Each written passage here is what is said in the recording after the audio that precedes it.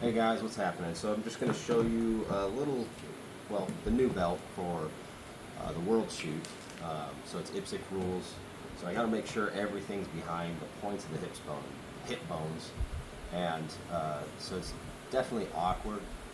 It feels weird that you're drawing from a pistol that's kind of behind you, in a sense, especially with the optic. It depends. It's how it's individualized how they interpret it. From what I've seen, the few IPSC matches, the IPSC matches that I've shot, which are just nationals here in the States, but it's very subjective, which is frustrating because one person will call it good, and then the next person will say it's not good, and then you have to change. So you'll have to like move your belt, or worst case scenario, actually move some of your stuff. It's very frustrating, and not necessarily standardized, even though it sounds like it is. But anyways, I think just less about like each person's preference. I guess that plays into it, but part of it is definitely everybody's built different, so it looks different on people, and everything's subjective depending on one person to the next. So I think it's dumb personally. I don't care what anybody thinks about like the draw. I think you should be able to put the pistol where it's comfortable within reason, right? And having a draw behind you just is dumb. Anyways, moving on. So this is just an update with my belt for IPSC, right? And so that's the main thing. I'll start with the holster side. That's everything I run. Hangers is Henning Group hangers for everything, because they're just so versatile. But here's my hanger.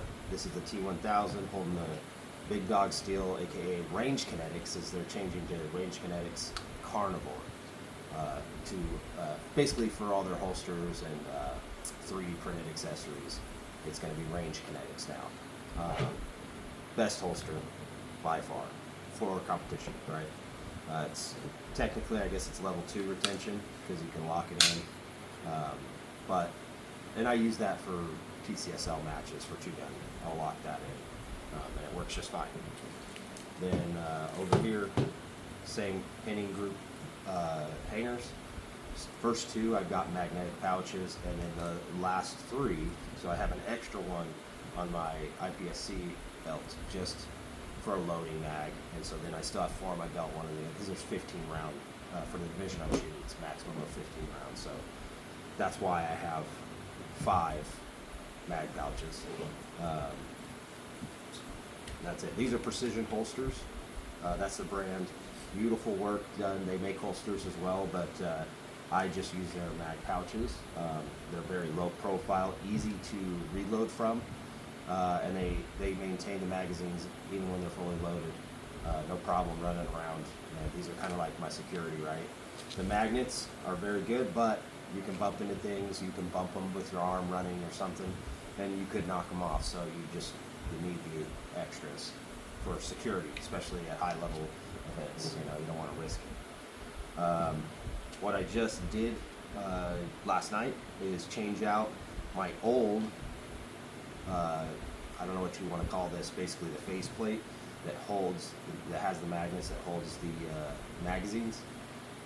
These are the originals, which worked really good, but they did knock off a lot easier than the new ones. So the higher shelves on the side, and then stronger magnets in the middle. So it's and it also sits deeper. The magnet on these, it kind of sits like this, and on these, the magazine actually goes in and sits a little deeper, which doesn't make it any slower. It actually, when you reload on these, if you're training a lot and you're trying to really cut time, you don't actually lift out. You just slap it, right? So you go grab it and slap it, and it's in your hand. So it works the same on both. So even these higher shelves and the deeper fit, still you can snatch it out of there just as quick, but it holds better. So I switched to these, upgraded basically just the face plates. So thank you, Henning. And you guys should check that out. If you're running the old ones, then upgrade. If you're not running these at all, in competition, then okay. I mean, that's your choice, but it's definitely faster. Definitely faster. And more convenient. So I recommend at least just one. I don't see another way to go where you have one magnet front and then maybe the rest Kydex or something, but it's just my opinion. The belt itself, I kind of bypass that. It's the Howitzer Clothing Battle Comp belt. Super rigid. You can see, I mean, almost, I mean, just maybe a little twist, but no, like it's, yeah, it's stiff. It's awesome. So that's what I run. These are very thick, so getting the hanging, or probably any hangers on there is going to be hard. I mean, you're going to need to put some elbow grease into it, you know, lean into it. But once it's on, it's good. But just be known that in that thickness, honestly, it's like I wouldn't change it. I know we talked and thought about changing it, but at the same, it looks so much better just being kind of like this thickness, in my opinion. And it's comfortable, it's super comfortable. I wear it all day. Kind of a staple is my Shooter's Global timers. This one I take off in competition. This one, sometimes I leave it, sometimes I just pop that off and leave. This is like their Go timer. I should know the name. I think it's their Go timer. And then this is their SG2. I think. Oh crap. I'm gonna get in trouble if I'm wrong. Anyways, these are great timers. I run two because I train. I do private lessons and classes or whatever, but I keep two. One for me just to demo, so I can just beat myself and give myself a delay, and the other one's set up for instant. And then it's just easier to set one up if we're doing a part-time. Set one up for that, so then I have mine to do other things and not have to change the settings. It is easy to change settings on these, but however, I mean, a little extra convenience is kind of what I'm all about sometimes, especially with classes and private lessons. So, all right, man. Just, I think that's it. If you guys want a discount, I have a discount code. It is Isaac10 for Henning Group, and it's Lockwood for Shooters Global, and it's Lock10 for the holsters. And if I'm wrong on that, then try those three codes for whatever you're looking for. Isaac10, Lock10, or Lockwood.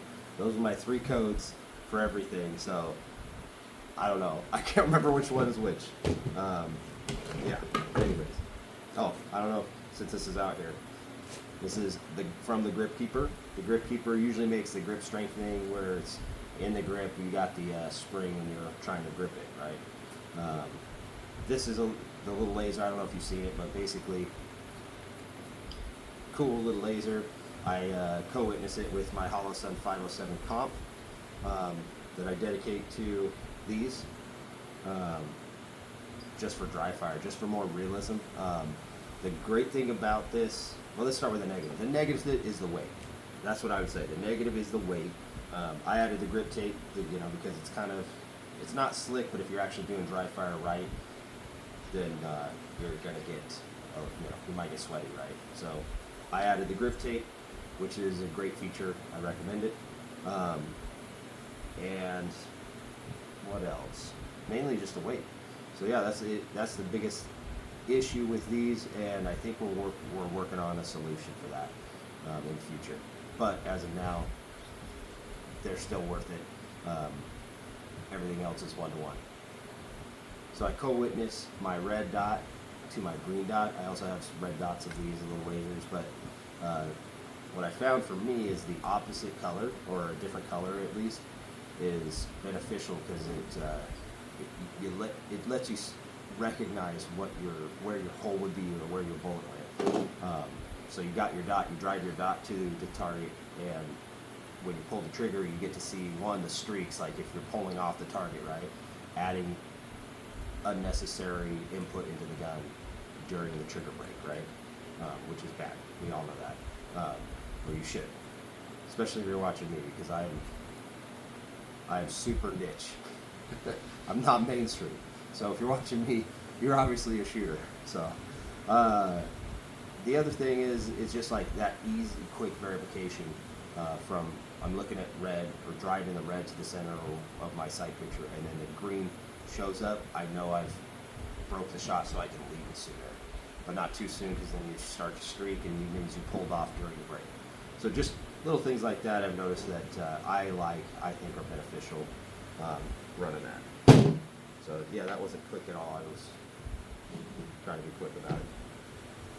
Once again, I thought this would be a quick video, and I've over-explained everything. So hopefully that's interesting to you. And you're still watching. You're a good nerd. All right, I'll probably do another one. I don't know. I've been requested to do a couple different gear things. I might do one for the gun, but really there's no sense because I'll be switching because everybody's banned the 320. Everybody's literally on the bandwagon against the 320. I'm not gonna make any statements about it, but I've had a good experience. I've never had an issue, but I would never speak down to anybody else's experience, if that makes sense. So I can't change it. I don't think anybody can. It is what it is. You know, the public opinion has spoken, and whatever, move on. So I don't know what I'll be shooting. I've got a bunch of guns coming, so that's kind of cool. Got a bunch of guns to try, and so I'll be doing videos on those separately. I don't know what I'll land on for competition. Probably multiple, really, at least for a little while, until whatever. Maybe there's an opportunity of some sort.